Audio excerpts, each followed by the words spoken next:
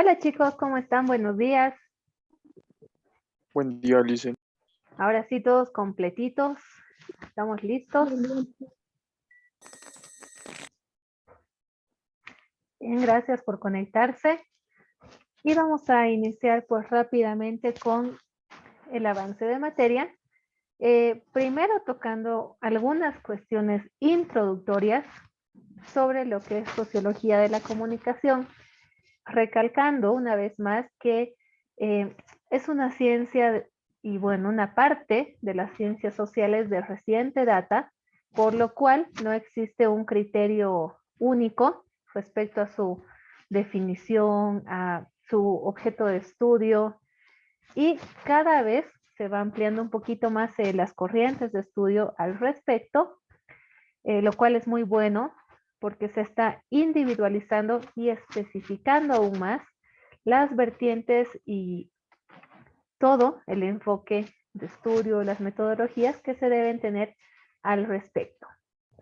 Dicho esto, comenzamos. ¿Se ven las diapositivas?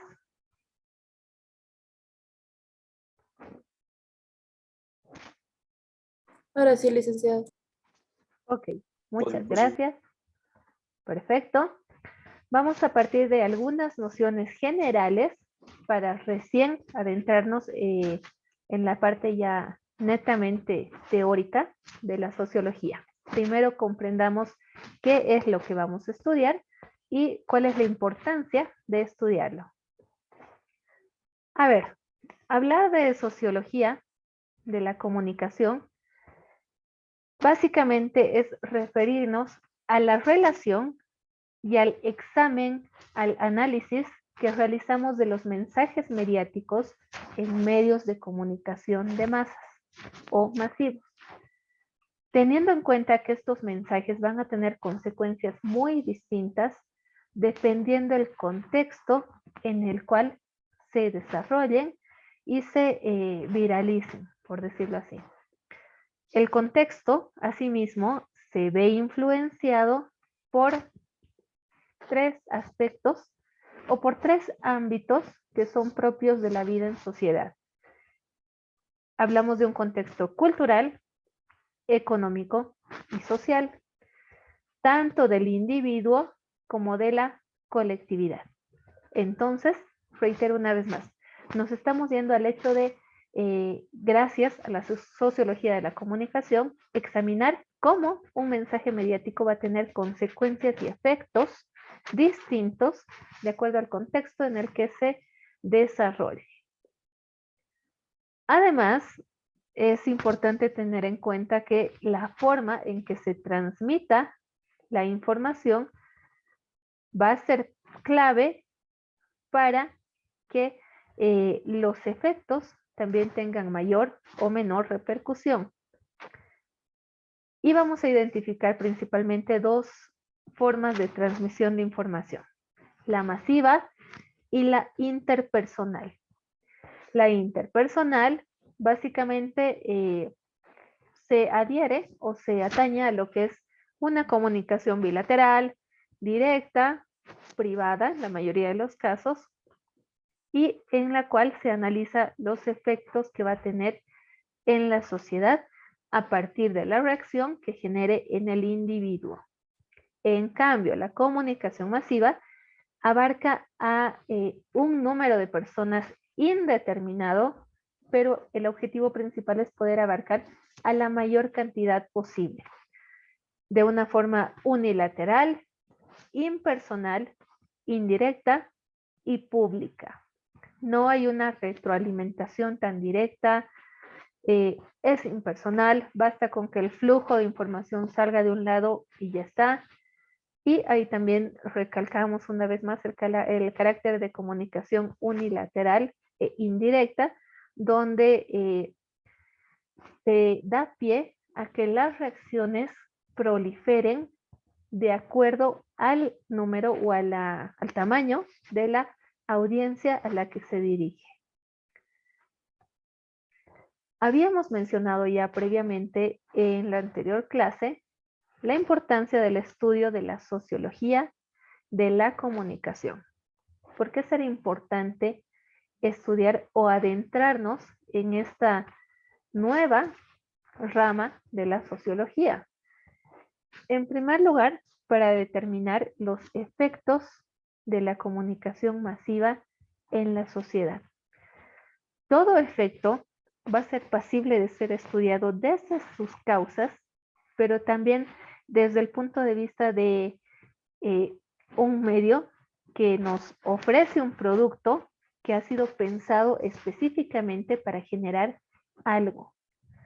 Y esto también actualmente va acompañado de lo que se genera en cuanto a repercusiones sociales de las TICs en decisiones individuales. Es decir, cada vez es un fenómeno más frecuente que el medio o lo que pasa en mi entorno influya mi decisión individual.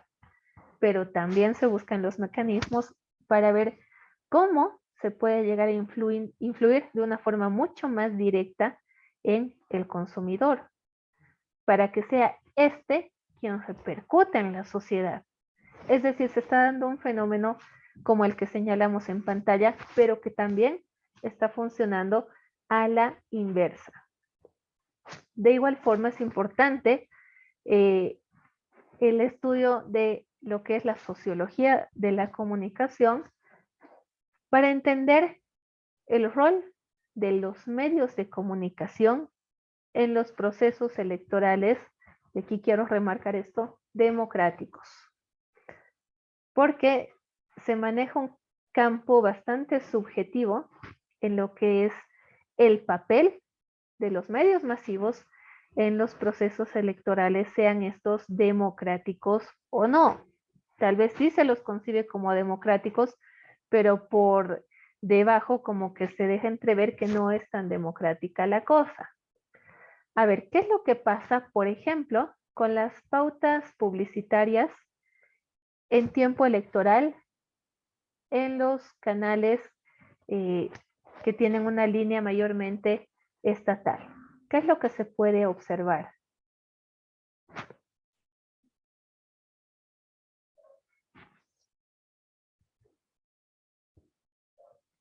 Luciana, estamos contigo, por favor.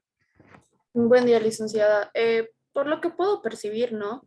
Hay la manipulación de información, obviamente con indirectas, si se vale el término. O sea, siempre nos dicen, ¿no? Nunca hagas campañas de publicitaria, de política y demás, pero siempre las hay indirectamente, ya sea en cualquier medio de comunicación, no sé si estoy en lo correcto.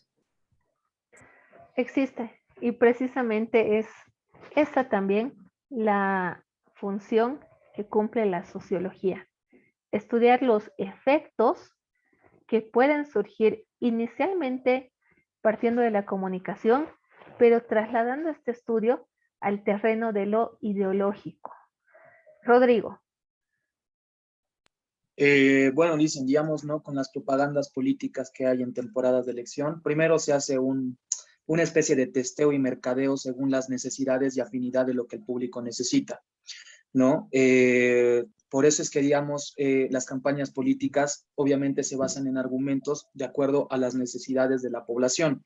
Sin embargo, en la mayoría de los casos, por no decir en todos, cuando un electo se supone que, bueno, ya es electo, ¿no? Ya gana, digamos, estas elecciones, no las cumple, simplemente solo son propaganda, ¿no? Ahora, por otra parte, también sería la manipulación mediante mensajes subliminales, ¿no? Que se utilizan en propagandas políticas de manera desapercibida y hacen que el público, de manera inconsciente, sea manipulable, ya que la mente humana es completamente manipulable. Eso. Muy bien, somos muy fáciles de persuadir hacia lo que quizás no nos conviene tanto, pero sí nos llega a convencer de tanto que suena, de tanto que lo leo, de tanto que lo recibo. Somos demasiado fáciles para implicarnos y vincularnos con una y otra tendencia, que puede que no esté tan acorde a mi ideología o a lo que yo prefiero, pero que termina ganando mi afecto, me voy convirtiendo en un adepto y que tiene una repercusión a una escala que quizás difícilmente imaginamos, pero que es cuantificable y cualificable también. Valentina, por favor. Gracias, licenciada. Sí, acotando lo que decía Rodrigo, la propaganda publicitaria en época de elecciones políticas nos muestra lo que queremos ver indirectamente, ¿no? Por ejemplo, yo tengo la idea de las anteriores elecciones, el equipo del movimiento al socialismo hizo un trend en TikTok que era soy del MAS, algo así. Y indirectamente, ya sea que estábamos de acuerdo o no, se han metido en nuestras cabezas con esa canción. Entonces han logrado su objetivo, ¿no? Yo creo que han hecho un estudio sociológico comunicacional muy profundo para saber eso. Y puede que sea un estudio muy bien asesorado, ¿no es cierto?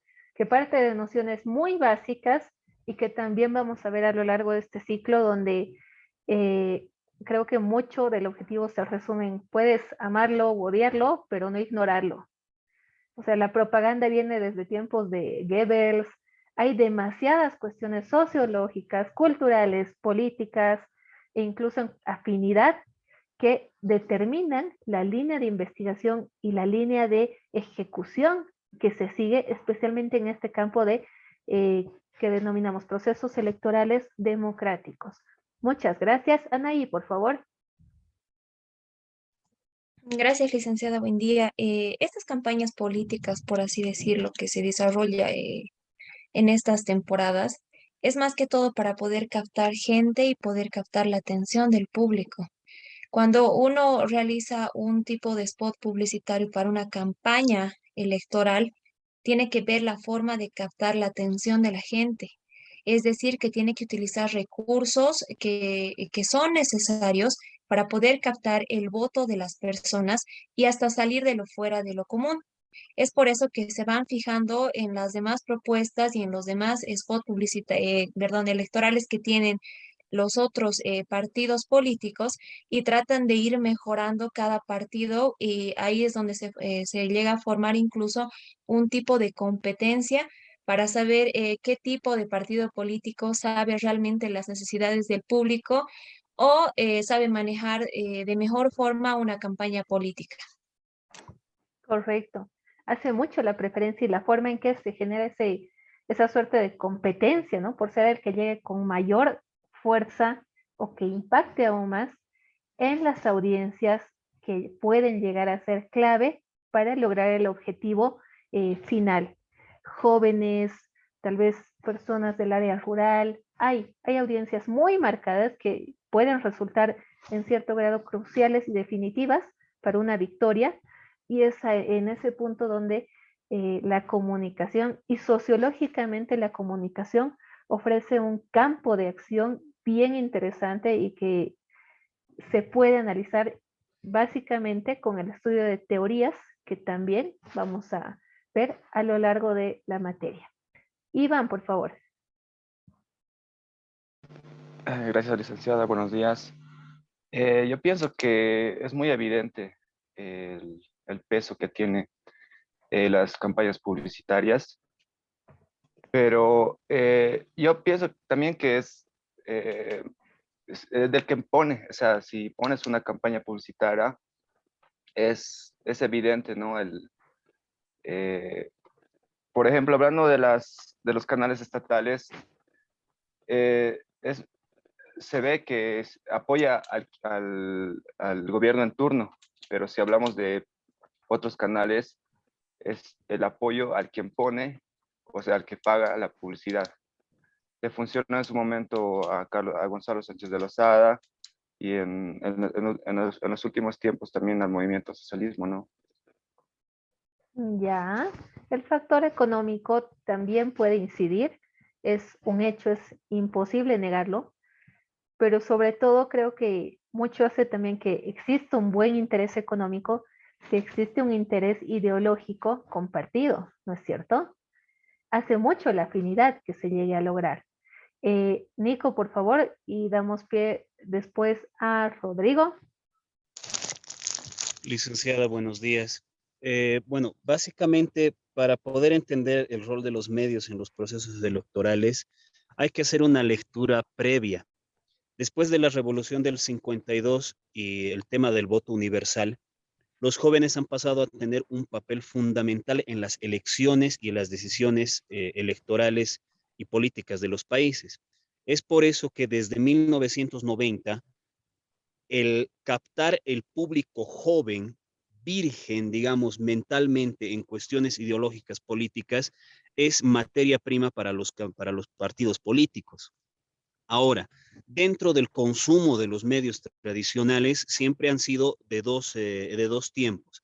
La presentación de los spots publicitarios, con lo que decían algunos de mis compañeros, las promesas políticas, y la segunda tanta con el desprestigio de los otros políticos, con la llamada guerra sucia.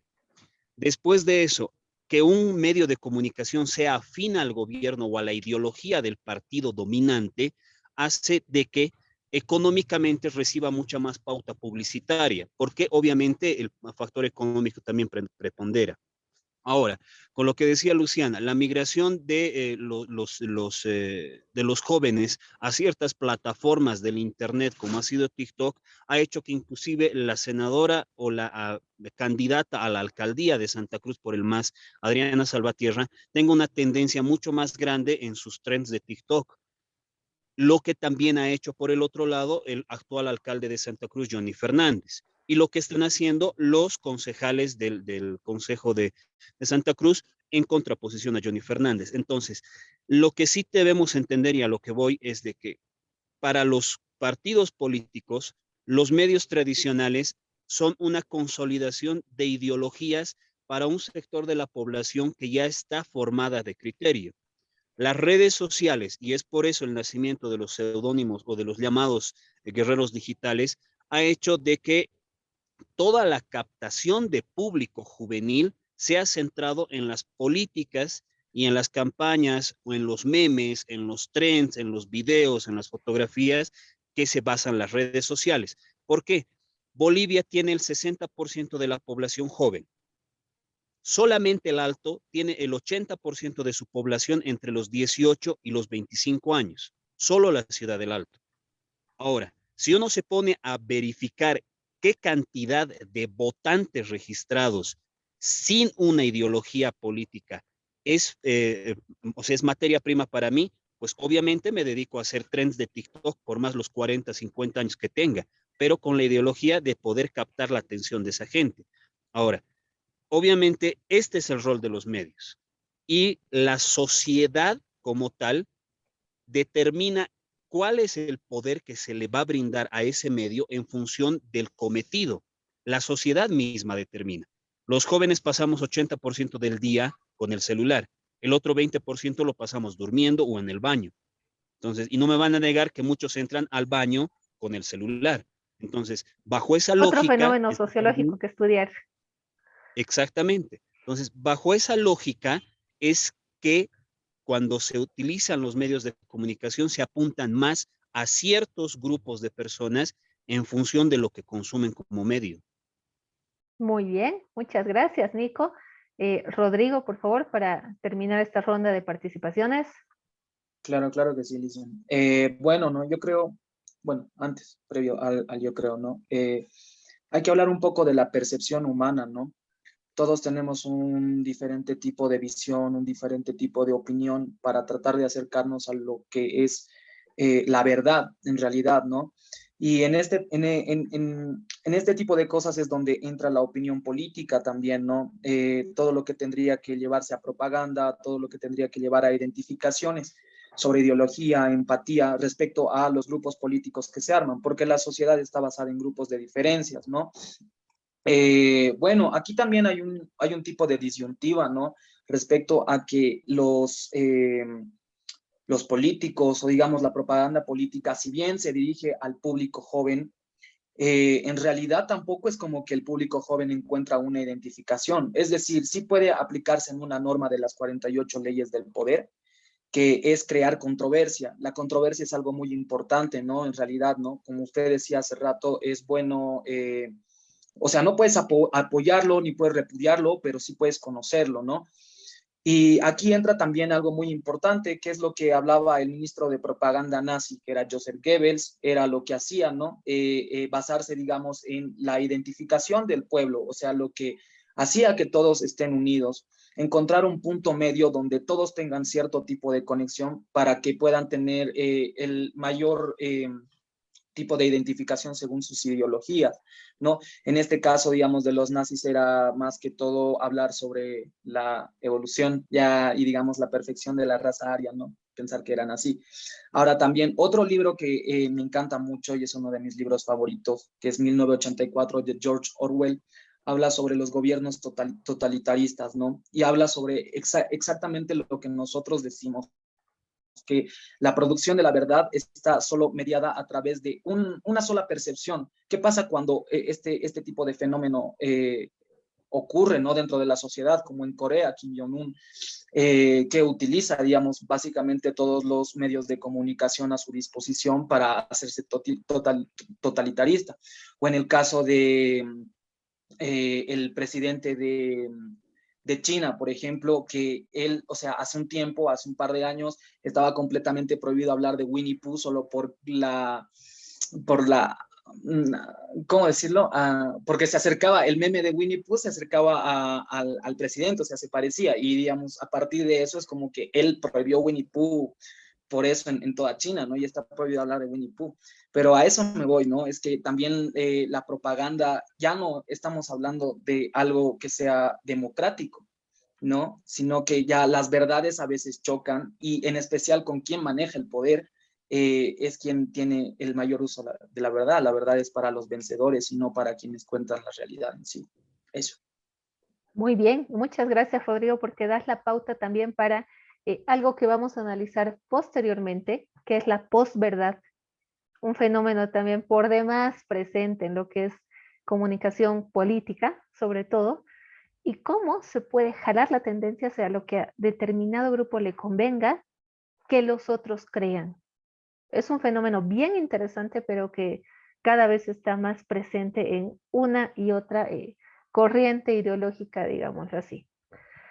Bien, continuando, vemos que la sociología y bueno, el estudio de la sociología de la comunicación nos permite generar también líneas de investigación sobre qué implicaciones o qué efectos puede tener una adecuada forma de comunicación en empresas, organizaciones, cómo la opinión pública reacciona ante las decisiones gubernamentales, cómo se puede cuestionar la manipulación de información que se da en ciertas líneas con un fin ideológico o cierta información que llega a ser escondida por razones, digamos, de beneficio unilateral, pero que una vez que explotan pueden llegar incluso a manchar la imagen de la persona en cuestión y la percepción general de una población ante determinada publicidad, que es lo que decíamos anteriormente con el caso, por ejemplo, de Cristiano Ronaldo. ¿Cuáles son los medios y sobre todo los objetos de estudio de la sociología de la comunicación? Los medios de comunicación masivos, entre los tradicionales, televisión, radio, prensa, el cine también ya ha llegado a ser un medio de comunicación masivo por sí solo, y los nuevos medios de comunicación. Internet y por excelencia plataformas virtuales, plataformas digitales, tanto de enseñanza, de entretenimiento, de intercambio de información, intercambio de imágenes, absolutamente todos estos espacios de intercambio de opinión generan nuevas formas de comunicación y generan nuevos fenómenos también de comunicación que eran impensables hace 20 años. Hace 20 años quizás muchos de nosotros no podía ni siquiera imaginar que un meme podía ser parte de una campaña política, ¿no es cierto?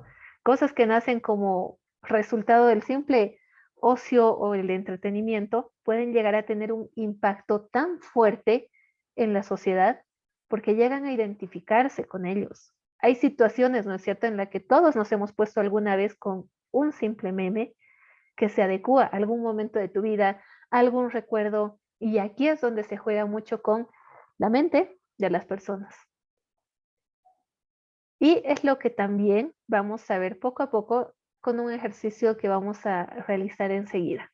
A ver, es importante destacar que antes de hacer un análisis práctico, tenemos teorías que no podemos rechazar ni ignorar, porque de alguna forma han sentado una base y una diferente y una, digamos, corriente ideológica distinta en cada caso, pero que ha permitido cada vez diversificar aún más el estudio de la comunicación como un objeto de análisis sociológico. Entre los primeros pioneros de este estudio de la comunicación y de la comunicación desde un punto de vista sociológico, tenemos a George Herbert Mead con su teoría del interaccionismo simbólico. En líneas generales, estudia procesos de interacción social y el carácter simbólico de la acción social que viene contenidos en ellos. ¿Por qué es necesario actuar con otro?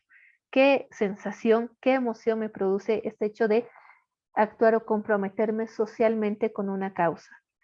Desde otra perspectiva, Karl Marx, desde su tan, tal vez, digamos, clásico punto de vista, muy enfocado y muy tirado a una tendencia ideológica bien marcada, ¿no es cierto? Atiende en todo caso al papel desempeñado por la prensa en la superación del sistema feudal.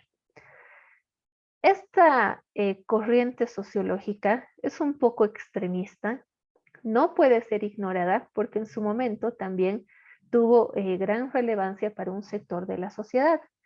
Ideológicamente y políticamente hay un movimiento que Marx indiscutiblemente ha establecido y que todavía hoy sigue vigente, no solamente conocido como marxismo. A ver, ¿con qué otra palabra podría definir al marxismo? Ego. ¿Otra?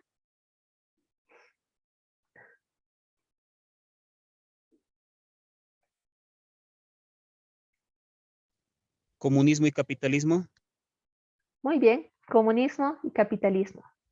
Dos corrientes muy distintas, muy extremas en cuanto a diferencias, pero que también encuentran su propio fundamento y su razón de ser, que en algún momento ha sido aceptada, ha sido aplicable, pero más allá de ser efectiva, ya es otro análisis.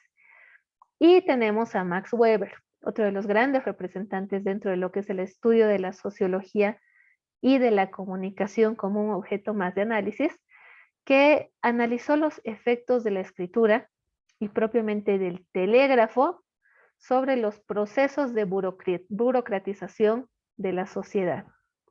Es decir, cuánto puede o cuánta implicancia puede llegar a tener la escritura o la comunicación escrita para burocratizar un procedimiento que podría ser más sencillo si solamente fuera oral. Ha realizado por primera vez una comparación entre lo que es la forma de comunicación escrita y la forma de comunicación oral en cuanto a sus efectos y la burocratización, es decir, qué tan pesado o qué tan engorroso pueden realizar o pueden volver un procedimiento en la sociedad. Ambos, tanto Marx como Weber, han enfocado su estudio y tenemos como punto común a destacar el papel jugado o el rol que juega la comunicación en el cambio social.